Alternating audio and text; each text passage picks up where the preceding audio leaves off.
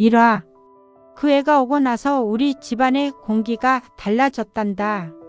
며느라기, 오늘 너의 표정을 보니까 마음에 이런저런 생각이 많은 것 같더구나.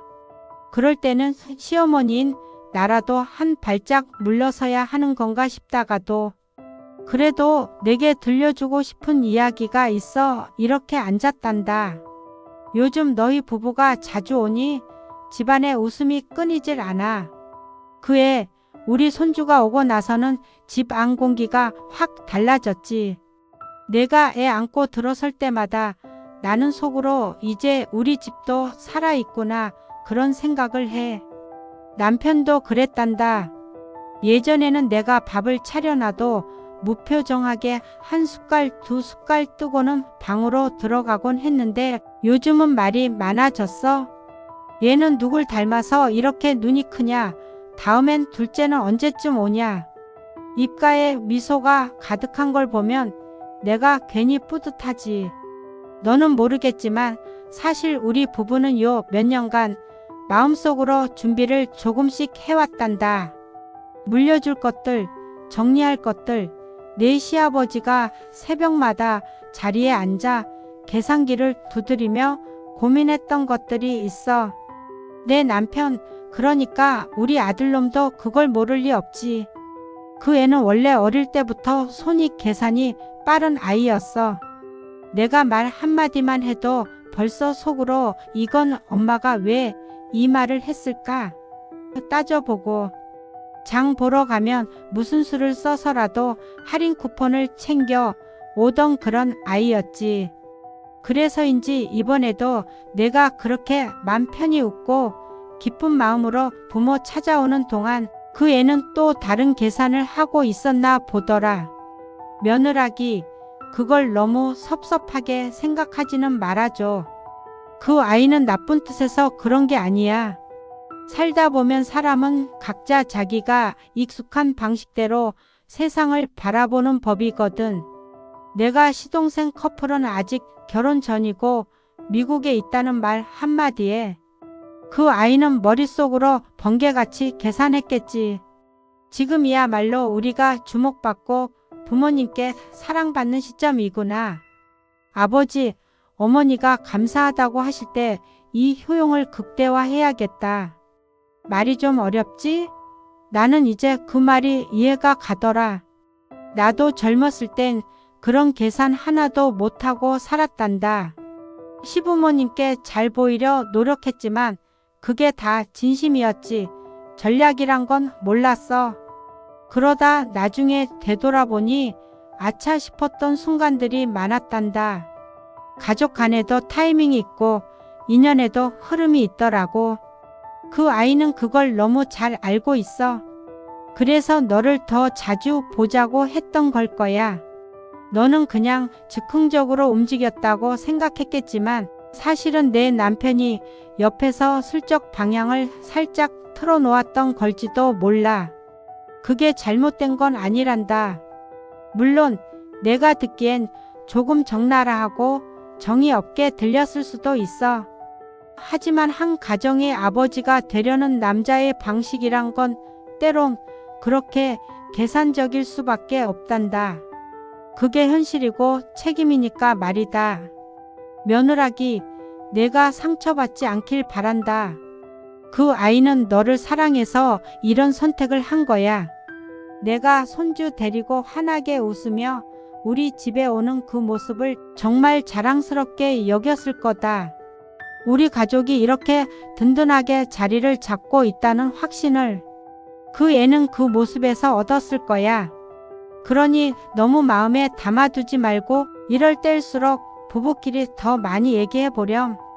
계산하는 것도 필요하지만 마음을 맞추는 건 더더욱 중요한 일이거든. 나는 내가 마음 다치지 않고 이 모든 걸 지혜롭게 넘기기를 바란다.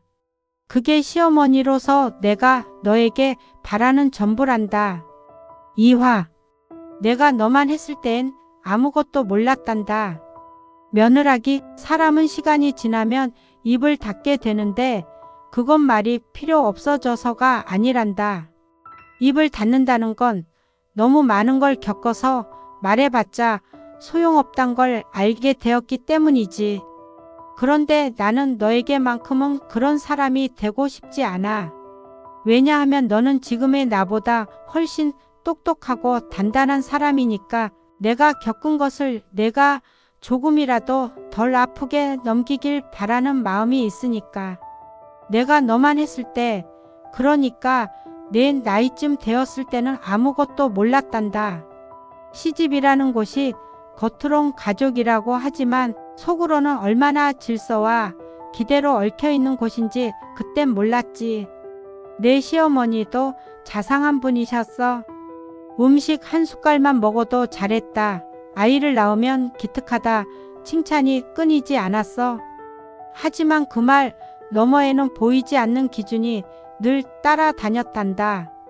어른 말에 순종해야 한다. 며느리는 조용히 움직여야 한다. 친정보다 시댁이 먼저다. 그게 마치 불문율처럼 깔려 있었지. 그런데 말이야, 내가 그렇게 모든 걸 참고 맞추고 최선을 다해도 결국 나중에 돌아보면 그걸 기억해주는 사람은 없더라. 사람들은 언제나 지금 잘하고 있는 사람을 더 기억하거든. 그때 나는 깨달았지. 나는 지금 누구를 위해 이 모든 걸 하고 있는 걸까? 남편은 나의 이 노력을 알고 있을까?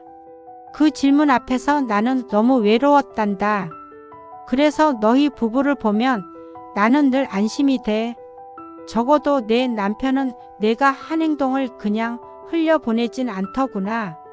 이번에도 그렇잖니? 너는 사랑해서 기쁜 마음으로 부모님을 자주 찾아뵌 거지만 그 아이는 그것을 너무 소중한 기회라고 생각하고 있더라. 계산이라고? 그럴 수도 있지. 하지만 나는 그걸 기록이라고 생각해. 내 남편은 지금 너의 행동을 다 기억하고 그 기억을 근거로 너희 가족의 미래를 설계하려고 하고 있는 거야. 며느라기, 가끔은 남자들이 너무 머리로만 움직이는 것 같아 실망할 수도 있지. 우리 여자들은 마음이 먼저 움직이잖니? 그런데 남자들은 책임부터 계산하고 그 안에서 감정을 움직이니까 어쩔 땐 너무 차갑게 느껴지기도 하고 말이지. 하지만 그 남자, 내 남편은 너 없이는 그 계산을 못해. 너의 존재, 내가 보여주는 사랑과 책임감, 그 모든 걸 발판 삼아 머릿속 미래를 그리는 거란다. 그러니 한 가지 꼭 기억해줘. 부부는 같은 방향을 보는 것이 중요하지만 가끔은 같은 속도로 걷는 게 더 중요하단다. 너는 마음이 앞서고 그 아이는 머리가 앞서니 서로 발 맞추는 일이 힘들 수도 있어. 하지만 멈추지 말고 중간에서 자꾸자꾸 맞춰 가렴. 그게 진짜 가족이 되어 가는 과정이거든. 내가 살아보니 결국 마지막까지 남는 건 얼마나 사랑했는가 보단 얼마나 함께 걸어줬는가더라. 며느라기, 너는 이미 충분히 잘하고 있어. 그러니 너무 놀라고 실망하고 내가 바보였나 그런 생각하지 말거라. 사랑이란 건 때로는 순수함보다 전략도 필요하단다. 그 두 가지를 다 가진 나는 참 대견하고 예쁘다. 3화. 시동생도 소중하지만 너는 이미 가족이란다. 며느라기, 요즘 들어 너의 눈빛이 예전 같지 않아서 나는 가끔씩 내가 나를 멀리할까 걱정이 되기도 한단다. 괜히 내가 무심했나? 혹시 너를 불편하게 했나? 그런 마음이 문득문득 올라와. 그런데 오늘 내가 한 말을 듣고 나니 왜 그런지 알 것 같더라. 시동생이 결혼하면 우리는 관심에서 밀릴지도 몰라요. 그 한마디에 나는 마음이 먹먹했단다. 며느라기, 사람 마음이라는 게 참 간사하지. 누군가를 기쁘게 해주고 싶어서 애쓰다가도 어느 날 그 사람이 다른 누군가에게 웃는 걸 보면 괜히 마음이 철렁 내려앉는 거야. 그런데 너는 그걸 탓하지 않더라. 내가 느낀 불안도 흔들림도 남편의 계산 앞에 맞는 말이긴 한데 라고 조용히 접어두는 그 모습이 나는 너무 기특하고 또 안쓰럽더구나. 시동생이 결혼하고 아이를 낳고 부모님께 안부 전화를 자주 하면 물론 나도 반갑지. 그 애도 내 아들이니까. 하지만 너는 그걸 오해하지 말았으면 좋겠다. 사람의 마음은 나누어지는 게 아니란다. 새로운 가족이 들어왔다고 해서 기존의 가족이 덜 소중해지는 것은 아니야. 관심이 분산되는 건 사실일 수 있어도 사랑이 반으로 줄어드는 건 아니라는 거, 그걸 꼭 기억했으면 해. 내가 아기를 낳고 병원에서 울먹이며 처음 안아보던 그날을 나는 아직도 기억한단다. 시아버지 손을 꼭 붙잡고 이렇게 귀한 생명을 우리 집에 보내주셔서 감사합니다 라고 말했을 때 나는 눈물이 핑 돌았지. 그 순간부터 너는 내게 단순한 며느리가 아니라 우리 손주를 세상에 데려다준 가족이 되었단다. 시동생이 아무리 좋은 사람을 만나고 아무리 예쁜 아이를 낳고 아무리 자주 전화를 한다 해도 너와 내가 함께 쌓아온 시간은 결코 사라지지 않아. 가끔은 세상이 그렇게 돌아가는 것 같지? 눈앞의 것에 더 크게 반응하고 지금 보이는 사람에게 더 마음이 가는 것 같고, 그건 인간이기 때문이란다.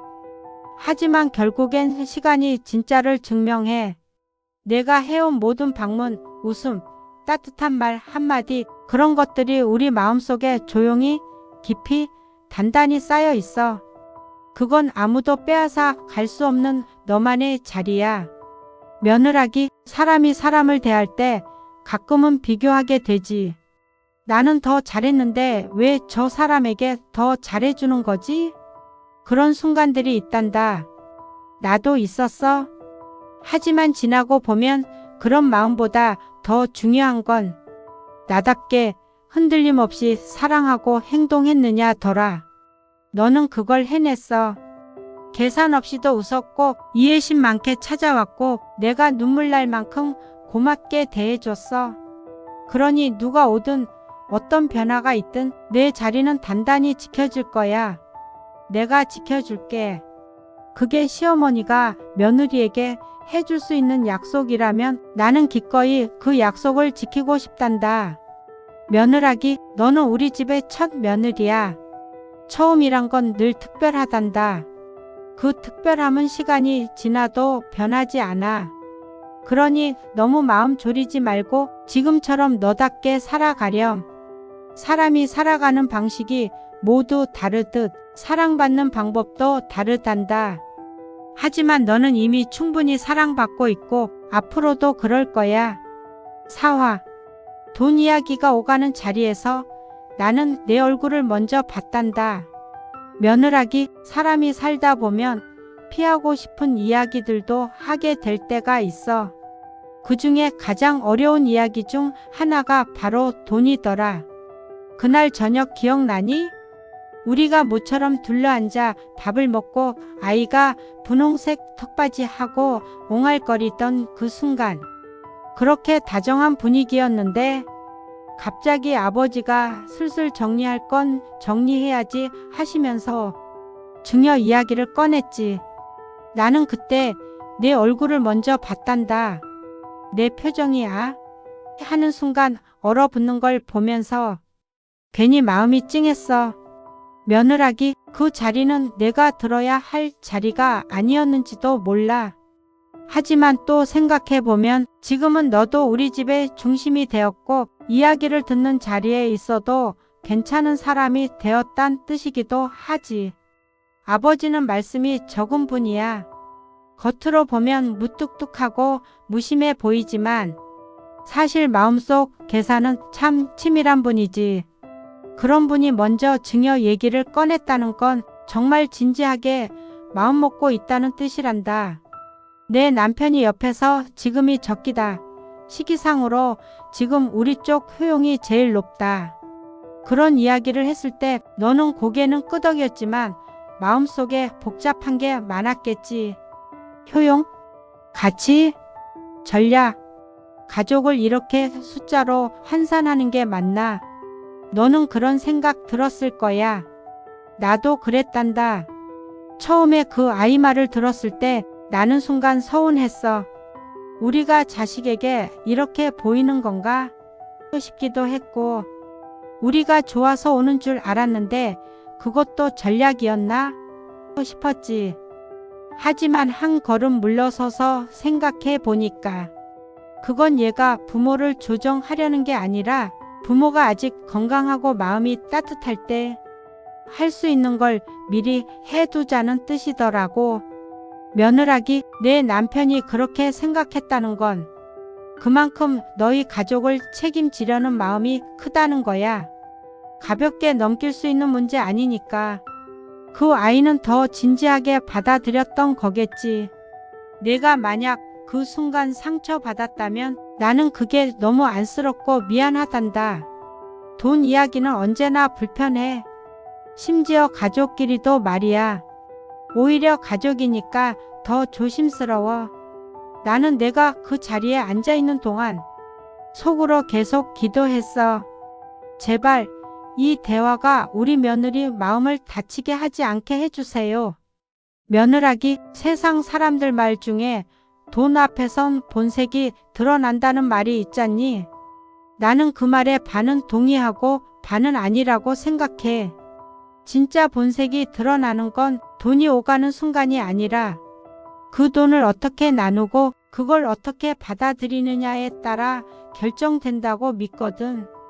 내가 그날 아무 말 없이 조용히 웃으며 앉아 있어준 그 시간, 나는 그게 너무 고마웠어. 아무 말도 하지 않았지만 나는 너의 마음이 온전히 느껴졌단다. 그리고 그 후로 내가 아버지께 말했단다.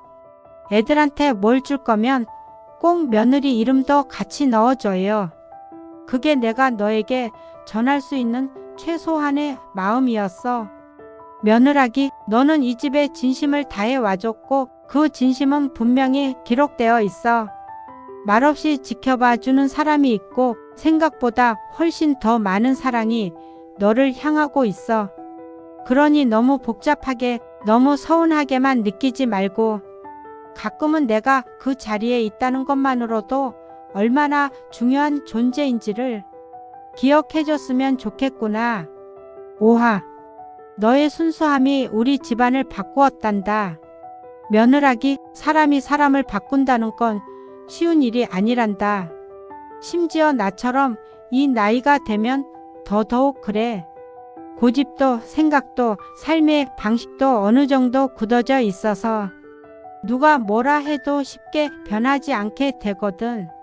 그런데 있잖니, 너는 우리 집안의 공기를 바꿨단다. 그걸 너는 아마 모를 거야. 너는 그냥 너답게 행동했을 뿐이니까. 하지만 나는 그걸 알고 있단다. 아주 잘. 처음 내가 아기를 안고 이 집에 들어왔던 날 기억하니? 너는 너무 자연스럽게 웃었고 식탁에 앉아 우리랑 밥을 먹고 설거지를 하겠다고 일어섰지. 그런데 나는 그 순간 어쩐지 가슴이 꽉 막히는 기분이었어. 왜냐하면 내가 기억하는 며느리란 존재는 늘 긴장하고 무언가 눈치를 보며 조심스럽게 움직였거든. 그런데 너는 아니었어.